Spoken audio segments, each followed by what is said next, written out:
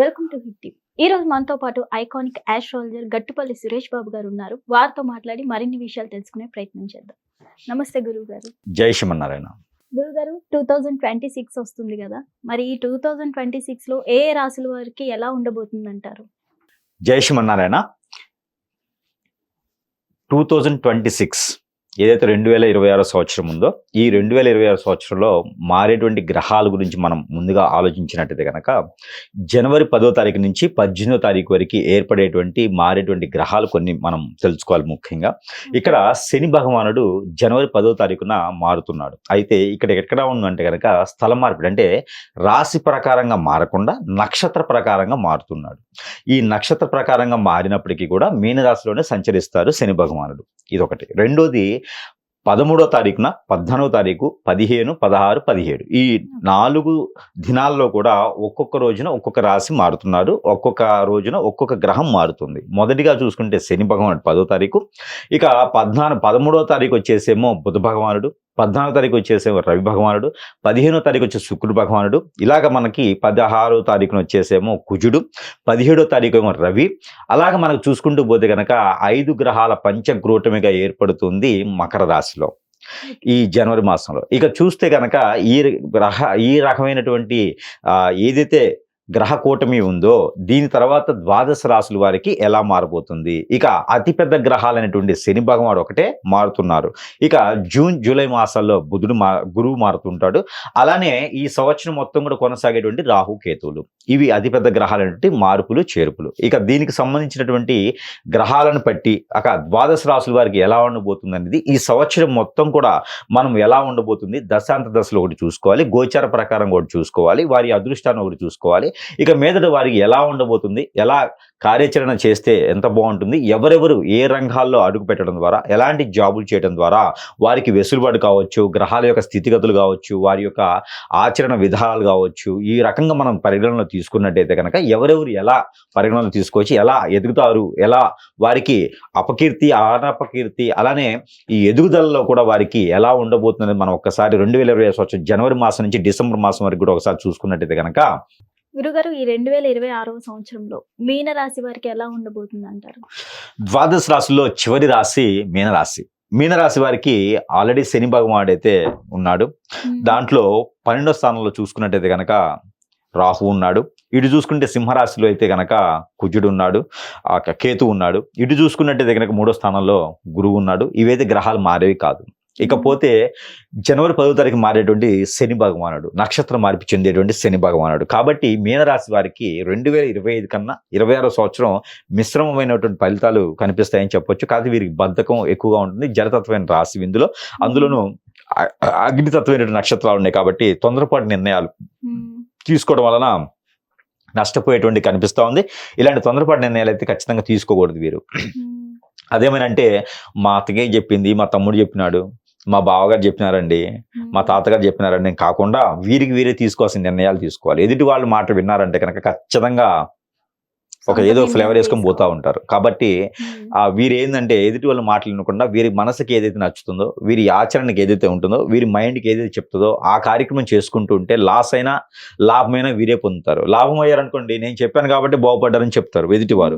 Loss అయ్యారనుకో, నేను చెప్పాను కాబట్టి నువ్వు ఎందుకు చేయాలంటారు. కాబట్టి ఏదైనా మన మీదకే వేస్తారు. కాబట్టి ఎవరి మాటలు వినకూడదు, ఎవరిని పక్కన చేర్చుకోకూడదు, మన సంబంధించిన పర్సనల్ విషయాలు ఎవరికి షేర్ చేయకూడదు. అందులో మీనరాశి వారు ముఖ్యంగా వీరేంటంటే ఎమోషనల్ పర్సన్ అన్నమాట.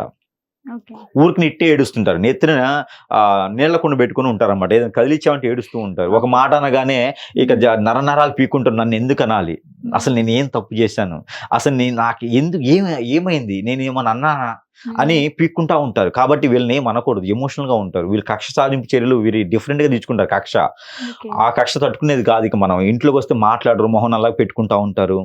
అసలు ఎందుకున్నారా బాబు అనిపించింది ఎదుటి వాళ్ళకి. కాబట్టి వీరితో చాలా జాగ్రత్తగా ఉంటే ప్రేమానురాగం చాలా బాగుంటుంది వీరి దగ్గర నుంచి. మనం ఏదైతే ఎక్స్పెక్ట్ చేస్తామో దాని ఆపోజిట్ లో ఉంటారు. మనం ఎంతైతే ఇస్తామో దానికి ఆపోజిట్ స్టైల్లో ఉంటుంది. ఒక బాల్ ని గోడకేసి కొడితే మనకి మళ్ళీ తెలియదు, చూసారా, అదే ఫాస్ట్ లో అలా ఉంటుంది మీనరాశి వాళ్ళతో. కానీ తస్మత్ జాగ్రత్తగా ఉండాలి ఎదుటి వాళ్ళందరూ. కానీ అలాంటి మీనరాశి వారికి మంచి వ్యక్తులు, ఇబ్బంది లేదు, వాళ్ళు నమ్మకమైనటువంటి వ్యక్తులు. అలాంటి వాళ్ళు రాజకీయ రంగం, సినీ రంగంలో ఉంటే ప్రపంచం మొత్తం లోక కళ్యాణార్థం కోసమా అన్నట్టు ఉంటుంది. వాళ్ళు ఏ రంగంలో అడుగు పెడితే ఆ రంగం చాలా బాగుంటుంది. ప్రజెంట్ అయితే 2020 సంవత్సరంలో వారు అయితే కనుక మొదటిగా జనవరి, ఫిబ్రవరి, మార్చి 3 మాసాలు కనుక మెడికల్ సంబంధించి కానీ, డాక్టర్గా కానీ, నర్సులుగా కానీ, డయాగ్నోస్టిక్స్ కానీ, లేకుంటే కనుక హాస్పిటల్స్, లేకుంటే కనుక ఈ మెడికల్ షాప్స్, ఇలాంటి మెడికల్ సంబంధించిన ప్రకృతి వైద్యశాలలో ఆయుర్వేదిక్, హోమియోపతి, అల్లోపతి, న్యాచురోపతి ఇలాంటి వాటిలో కనుక అడుగు పెట్టి ఉంటే కనుక వారికి సుసంపన్నంగా మంచి పేరు, ప్రఖ్యాత, హోదా, డబ్బు, పలుకుబడి అన్ని కూడా వచ్చేటువంటి యోచన ఉంటుంది 3 మాసాలు కూడా. కాబట్టి ఆ 3 మాసాలు అన్ని యోచన బాగుండాలి అనుకుంటే కనుక శివాలయంలో రుద్రాభిషేకం కానీ, శివాలయంలో పంచామృత అభిషేకం కానీ చేయాలి. అలా కనుక రావి చెట్టు, వేప చెట్టు కనుక వీరు అభిషేకం చేసుకుంటే చాలా బాగుంటుంది. అడవి తుమ్మ చెట్టు బంక తింటే కూడా వీరికి చాలా అద్భుతంగా ఉంటుంది 3 మాసాలు కూడా. తీసుకోవాల్సిన ప్రికాషన్స్ అవి. బాదం బంక, మునగ బంక, అడవి తుమ్మ బంక ఉంటుంది. ఆ బంక తిన్నా కూడా వీరికి అద్భుతంగా ఉంటుంది. ఆ గ్రహాల చలన వీరికి చాలా బాగుంటుంది. గురుబలం చాలా వస్తుంది అనమాట వీరికి బంక తినడం వల్ల. దానివల్ల వారికి ఆరోగ్య స్థితిగతులు చాలా బాగుంటాయి. గ్యాస్ట్రిక్ ట్రబుల్ లాంటివి కూడా దగ్గర రాకుండా ఉంటాయి. కాబట్టి ఆ 3 మాసాలు కూడా అది చేస్తూ ఉండాలి. ఇకపోతే ఏప్రిల్, మే, జూన్ ఈ 3 మాసాలు కనుక చూసుకున్నట్టయితే కనుక మీనరాశి వారికి ఏదో రకమైన వ్యాపారంలో మొదలెట్టడం, ఎదుటి వాళ్ళ మాటలు వినకుండా ఉండడం, మన షాడంగా మనం నమ్మకుండా ఉండాలి, ముఖ్యంగా చెప్తున్నా. అలానే పితృదోషాలు కూడా వీరికి బాగా ఉన్నాయి. ఈ పితృదోషాలు పోయేందుకు కార్యాచరణ చేసుకోవడం, నది, సముద్రం స్నానాలు చేసుకోవడం లాంటివి చేసుకుంటే కనుక అద్భుతంగా ఉంటుంది వీరికి. నది, ఏరు, సెలయేరు, బ్రహ్మగుండం, వాగు, కుంట, కాల్వ ఇలాంటి ఎందులో అయినా సరే స్నానం చేయొచ్చు. దొగ్గొద్దు, స్నానం చేసి బయటకు వచ్చేయాలి. మళ్ళీను ఆ స్నానం చేసిన బట్టలు దాంట్లో నూలు పెట్టేసేయాలి. బయట ఉండే మట్టి లోపల వేయాలి, లోపల ఉండే ఇసుక బయట తీసుకొచ్చేయాలి. అప్పుడు స్నానం చేసినట్టు ఉంటుంది. పితృలందరినీ కోరుకొని పితృల దోషాలు అన్ని పోవాలి అని చెప్పేసి మొక్కుకోవాలి. సజ్జలు ఒక గుప్పెడు తీసుకొని పావురాలకు కానీ, తినేటువంటి ఫుడ్లో రోజుకు ఒక ముద్ద తీసేసి అక్కడ కుక్కలకు కానీ, కాకులకు కానీ, కుర్తులు వేయడం కానీ, డస్ట్బిన్ వేయడం కానీ చేయాలి. ఒక ముద్ద తీసి తొలి ముద్ద తీయాలి. ఇలా చేసినట్టు కనుక వారికి అనేక రకాల రంగాల్లో అడుగు పెడితే కూడా అన్ని రంగాలు కూడా కలిసి వచ్చే యోచన ఉంటుంది. వీరి మీద వీరి మంచితనాన్ని తట్టుకోలేక, వీరి ఆలోచన తట్టుకోలేక, వీరి బాగుతనం తట్టుకోలేక, వీరికి ఉన్నట్టు పేరు ప్రఖ్యాత తట్టుకోలేక, వీరికి ఉన్న ఆస్తులు తట్టుకోలేక, వీరి సంసారం చూసి నిప్పులు పోసుకుంటారు ఎదుటి వాళ్ళు అయితేను. భర్త కావాలి, భార్య కావాలని చెప్పేసి ఎదుటి వాళ్ళు మేము పడుతూ ఉంటారన్నమాట. అలాంటి వారు ఉన్నారంటే మన మీద తెలియకుండా చెడు క్రియలు ఏదో ఒకటి చేపిస్తూ ఉంటారు. అలాంటి చెడు క్రియలు చేపించడం ద్వారా మనం అష్టదిబ్బందులు పాలైపోతుంటాం. ఏ పని చేసినా ముందుకెళ్ళలేం, అనేజీ ఉంటుంది, అన్ఫిట్గా ఉంటుంది. ఏ పని చేసినా అసలు అవ్వదు, డబ్బులు కావు చేతిలోకి, ఏ పని చేసినా ముందుకు వెళ్ళదు, అన్ని లాస్ అయిపోతూ ఉంటాం. ఎవరితో మాట వాళ్ళు దూరం అవుతూ ఉంటారు, అనేజీ ఉంటుంది, ఫుడ్ తినలేము, నీరసమైపోతుంటాం. మేము మొహంలో ఆ నెత్తురుకాలు ఉండదు, శవంలా ఉంటాం, శవంలా ఉంటాం. కాబట్టి అలాంటి జరగకుండా ఉండాలని కనుక ఖచ్చితంగా గురువుగారిని సంప్రదించాల్సిందే. ఎందుకంటే అలాంటివన్నీ మనకు తెలియదు. ఏదో ఆరోగ్య సమస్య అనుకుంటాం, ఏదో చికాకుగా ఉన్నారులే అనుకుంటాం. కాదు, ఏదో క్రేజ్ జరుగుతుందని అర్థం. కోపం ఎక్కువ వస్తుంది, చికాకు వస్తుంది. మనం మాట్లాడుతుంటే మాట్లాడలేరు, కోపం ఎక్కువ, ఇక్కడ ఉండాలనిపించదు, దూరంగా వెళ్ళాలనిపిస్తుంది, ఏదైనా నెగిటివ్ థాట్స్ వస్తూ ఉంటాయి. అవన్నీ కూడా జాతక ప్రకారంగా కాదు, నక్షత్ర ప్రకారంగా కాదు, అవన్నీ రాశి ప్రకారంగా కాదు, గోచార ప్రకారంగా కాదు. అవి మన మీద ఎవరో శత్రులు చెడు క్రియలు చేపించారు అని అర్థం. ఇది బాగా గమనించుకోవాలి. భార్యాభర్తలు దూరం అవుతారు. ఎందుకు దూరం అవుతారు భార్యాభర్తలు? ఒకటిగా కంఫర్టబిలిటీ చెక్ చేసుకొని పెద్దవాళ్ళందరూ పెళ్లి చేస్తున్నారు కదా, భార్యాభర్తలు దూరం అవుతున్నారు. ఎందుకు దూరం అవుతారని భార్యాభర్తలు? ఏదైనా చెడు క్రియ జరిగితేనే దూరం అవుతారు. ఎవరైనా కన్నేస్తేనే, చెడు చెప్పుడు మాటలు వింటేనే కదా దూరం అవుతారు. అలాంటివి ఉంటే వాటి కోసం దేవుని దగ్గరికి వెళ్ళటమా, దేవుని దగ్గరికి వెళ్ళాలి, పాజిటివ్ వస్తుంది, కానీ నెగిటివ్ పోదు. దేవుని దగ్గర ముళ్ళుని ముళ్ళుతో తీయాలన్నట్టుగా గురువులు అయితే ఏం చేస్తారంటే వారికి జరిగిన క్రియ ఏముందో ఆ క్రియ ద్వారానే వారికి నెగిటివిటీని తీసేస్తారు. దేవుడు పాజిటివ్ ఇస్తాడు కాబట్టి దేవుడు అనుగ్రహం కావాలి, అంతేగాని నెగిటివ్ తీసేరు. నెగిటివ్ తీసారంటే గురువే తీయాలి. కాబట్టి దొంగ గురువులు ఎక్కువైపోయినారు. కాబట్టి మంచి గురువుని ఎంచుకొని దానికి పరిష్కార మార్గం చూసుకోవాలి. ఇకపోతే జూలై, ఆగస్ట్, సెప్టెంబర్ ఈ 3 మాసాలు కూడా మనం గమనించుకున్నట్టయితే కనుక ఏదైనా విదేశీ ప్రయత్నం చేసుకోవచ్చు.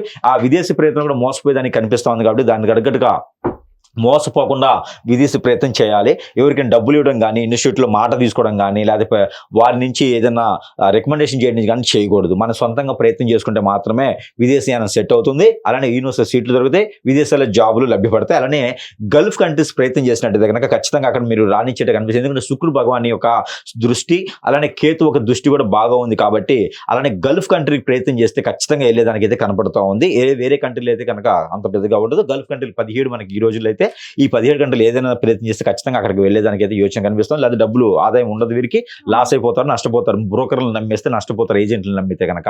అలానే కనుక ఆ 3 మాసాలు బాగుండాలంటే లక్ష్మీ నరసింహ స్వామి వారికి ముడుపు కట్టుకుంటే బాగుంటుంది. శ్రీ వెంకటేశ్వర స్వామి వారికి పులిహోర నైవేద్యం సమర్పించుకుంటే కూడా వీరి విదేశీ ప్రయత్నం కూడా సక్సెస్ అవుతుందని చెప్పొచ్చు ఈ రకంగాను. ఇకపోతే మనకి అక్టోబర్, నవంబర్, డిసెంబర్ ఈ 3 మాసాలు కూడా గమనించినట్టయితే కనుక ఆరోగ్య స్థితిగతులు వీరికైతే ఆస్తమా లాంటిది, ఉపశయం లాంటిది, టీబీ లాంటి జబ్బులు వచ్చేలా కనిపిస్తున్నాయి. అలానే గుండెకి సంబంధించిన వ్యాధులు కనిపిస్తున్నాయి. కనిపిస్తా ఉన్నాయి. అలానే లంగ్స్ సంబంధించిన వ్యాధులు కనిపిస్తా ఉన్నాయి. అలానే సైనస్ లాంటివి, థైరాయిడ్ లాంటివి కూడా గ్రంథులకు సంబంధించిన సమస్యలు బాగా కనిపిస్తున్నాయి. కాబట్టి దాని దగ్గర ప్రికాషన్స్ అయితే ఖచ్చితంగా తీసుకోవాలి వీరు. దాని దగ్గర ఫుడ్కి సంబంధించిన ఆహారం కూడా ఎక్కువగా తీసుకోవాలి. మునగాకు ఎక్కువ తింటూ ఉంటే కనుక వీరికి అలాంటి సమస్యలు రాకుండా ఉంటుంది. అలాంటి కొబ్బరి, పచ్చి కొబ్బరి కానీ, మునగాకు కానీ, పచ్చి కొబ్బరి పాలు కానీ తాగాలి. అలాంటి తీసుకున్నట్టయితే కనుక వీరికి అలాంటి ఆరోగ్య సమస్యలు కొంతమేర రాకుండా ఉంటాయి. కాబట్టి ఆ రకం ప్రయత్నం చేసుకోవచ్చు. ఇక వీరికి 3 మాసాలు కూడా అలాంటి ఇబ్బందులు కలగకుండా ఆస్తులు సంపాదించుకోవాలి, అందరూ మనకి దగ్గర చేసుకోవాలి, అనుకున్న స్థాయికి ముందుకు వెళ్ళాలి అని అనుకున్నటువంటి ఎవరైతే ఉన్నారో వీరందరూ కూడాను దేవుని అనుగ్రహం కావాలి. కాబట్టి ఎక్కడైనా సరే దత్తాత్రేయ స్వామి కానీ, సాయిబాబా కానీ, లక్ష్మీనరసింహ స్వామి గారు ఉంటే కనుక అక్కడ అర్చన, అభిషేకం, హోమం, యజ్ఞ, యాగం కూడా చేసుకోవచ్చు. దానాలు కూడా చేసుకోవచ్చు. స్వామివారికి నవగ్రహాలకి నవధాన్యాలు దానం చేసుకోవచ్చు. నవగ్రహాలకు శాంతి హోమం చేసుకోవచ్చు. అలానే నవగ్రహాలకి ధ్యానం కూడా చేసుకోవచ్చు. గురువుకు సంబంధించినటువంటి, శనికి సంబంధించిన ధ్యానం చేసుకుంటే కూడా వీరికి మంచి జరుగుతూ ఉంటుంది. దానికి సంబంధించినటువంటి పరిహారాలు కూడా తీసుకోవచ్చు. అలానే వీరికి కలిసి వచ్చేటువంటి వారాలు కూడా వచ్చేసి సోమవారం బాగా కలిసి వస్తుంది, గురువారం బాగా కలిసి వస్తుంది. వీరికి కలిసి వచ్చే నెంబర్ కూడా వచ్చేసి 1, 6, 8 3 నెంబర్లు కూడా వీరికి అద్భుతంగా కలిసి వస్తాయి.